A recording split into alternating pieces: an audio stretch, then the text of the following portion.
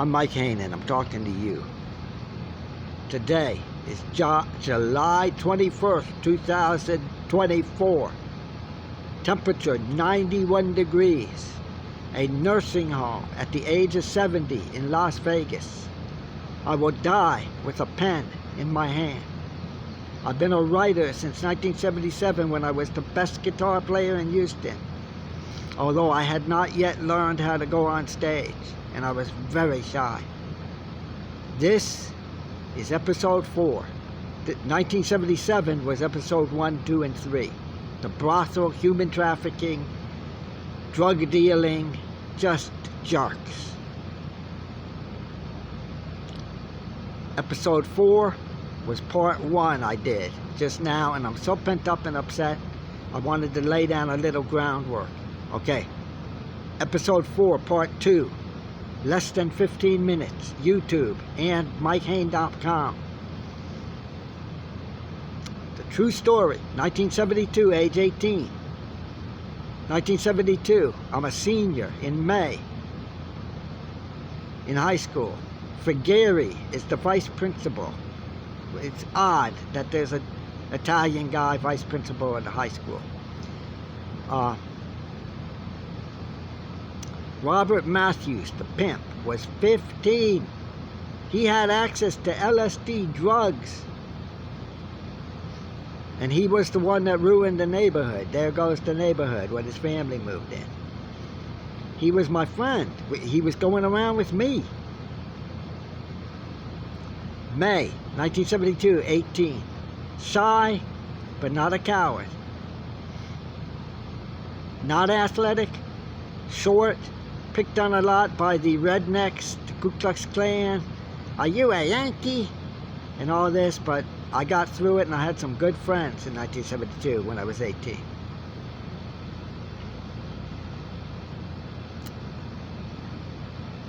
Bud and I, the 15-year-old pimp who's 5'5" and beautiful.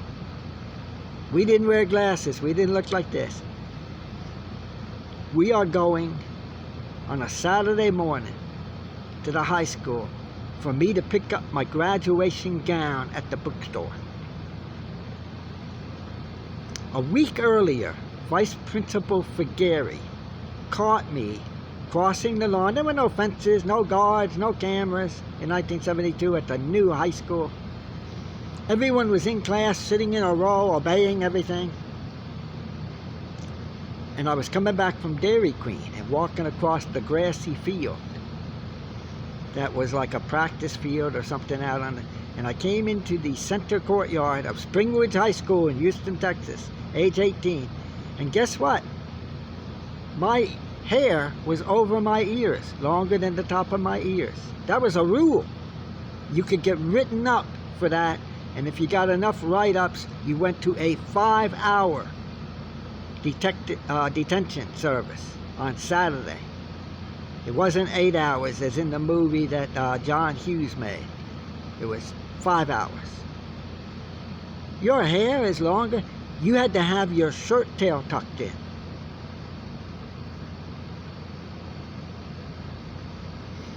Here comes Mikey, skipping class, right in the middle of the day, all of them sitting in a row in the rooms.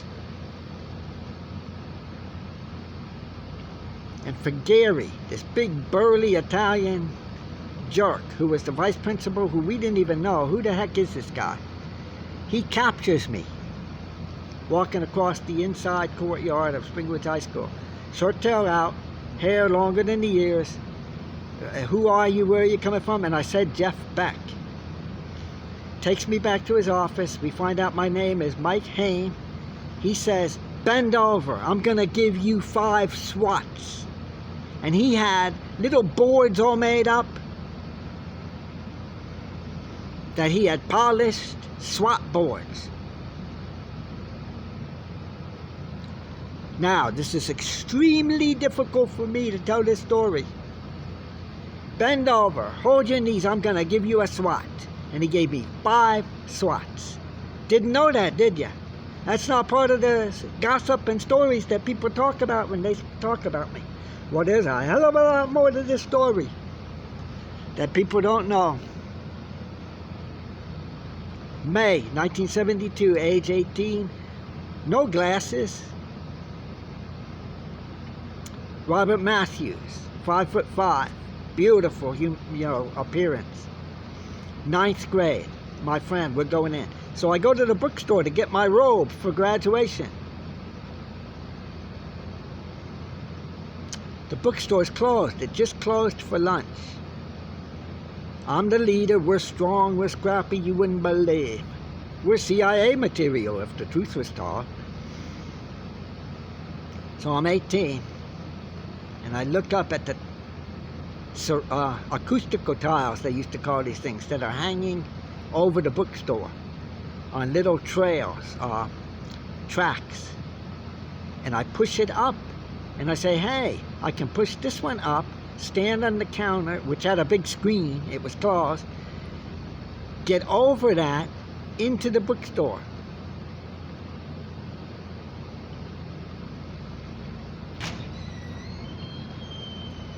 Matthews followed me. Now we're in the bookstore. We're going through the change. Quarters, maybe $1 or something in the change. Just looking at everything. And I get up on the side desk in the back of the bookstore. Cinder block wall, painted white. And I push up the ceramic tile and get over it. And I am in Vice Principal Figari's office. I recognize it. I took his 2 or 3 little fancy paddles that he had made out of wood, and I put them up. To this day, they might still be there, but I doubt it. That was 40 years ago, 50 years ago. I lifted up the acoustical tile again and put those paddles into the wall, the cinder block wall. You know how cinder blocks have little holes? Didn't know that, did you? Matthews might have known that when he got caught for something and confessed because he was bragging. I was already off working in Houston. And turned me in. Maybe he did tell them where the paddles were. Maybe the school's been remodeled or something and they found them.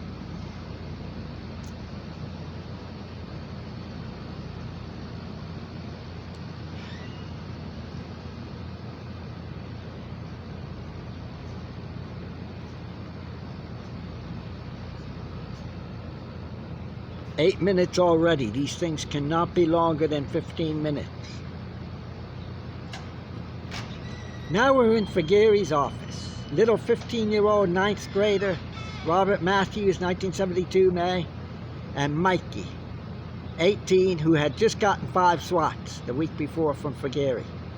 I hide the paddles in the wall, and then we find all kinds of little slips, pink slips, that they would give out when you had your hair too long, or your shirt tail untucked, or you were skipping class. We find hundreds of those pads, and we get a box and we take them. I'm on the floor of the office, messing around with pads. I look up on the desk, Figari's desk, and Robert Matthews is crouching there taking a crap.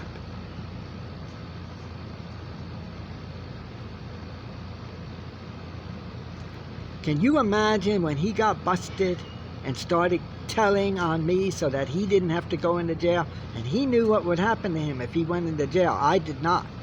I was totally innocent. I had no clue. I'm a fool. He knew. Don't go through in jail.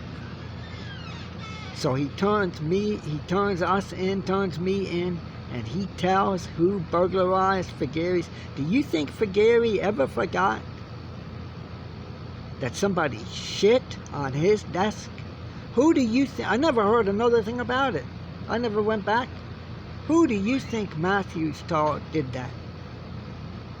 Just a question for your mind to pass around. The next week morning, so we go to his brother's apartment, Ben Wagner, half-brother. Their family isn't even married. It's a broken home. You think they ever saw the inside of a church in their life? This is a cruel, mean psychopath. This is a person that likes hurting animals and tricking girls to go to party where they will be gang raped and then laughing at them. This is a psychopath. A person who enjoys harming others. Robert Matthews. Pimp. Drug dealer. He was a good fighter. Thief. Liar. Betrayer of friends. Rat, they call it in Chicago or New York. A rat. He knew what would happen to him. Little 5'5" blonde boy who's been walking around the neighborhood bragging that he burglarized Figari's office. Gets busted, turns me in and says I'm the one that did that. Now you put a story like that out, you make that up. So I'm in class, history class. We went to his brother's apartment. His brother was trying to go straight. He was going to be a lawyer, Ben Wagner. He was 19, 1 year ahead of me. He was studying to be a lawyer. He says, you better give me that box of pads. So we gave it to him. I had no evidence, and we never talked, you know. So I'm sitting in class, history class, Monday morning, in the back row. One of the most beautiful girls in the school, I didn't even know her, comes up and sits next to me, and she has a bunch of those pads, pink slip pads, and she says, I just found a dozen of them out in the hall. Because when I was carrying the box filled with hundreds of these things, I dropped a few in the hall. All these years, I didn't say anything. All these years later, I realized that might have been some kind of trap. Figari probably maybe went to me as one of the suspects. I never got busted for that. The story ends. 2 weeks later in May 1972, with 18-year-old Mikey, a top student but not athletic, very popular, but a counterculture guy, scared to death of having to go to Vietnam, ready to go. All my friends were draft dodgers, but I would have gone because after all, that's how I was raised, by good parents in New York. I was born in Queens, New York. They ended the draft and I didn't get drafted, so I didn't go. But 1972, I graduate.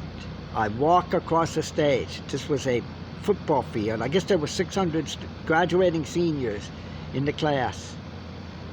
I walk across the stage. It was a football field thing during the day, wearing that robe, and shake Vice Principal Figari's hand and get my diploma. And that diploma was in the trunk of my car.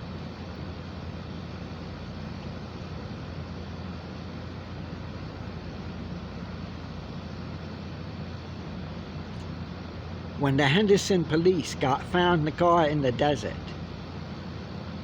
But that's another story.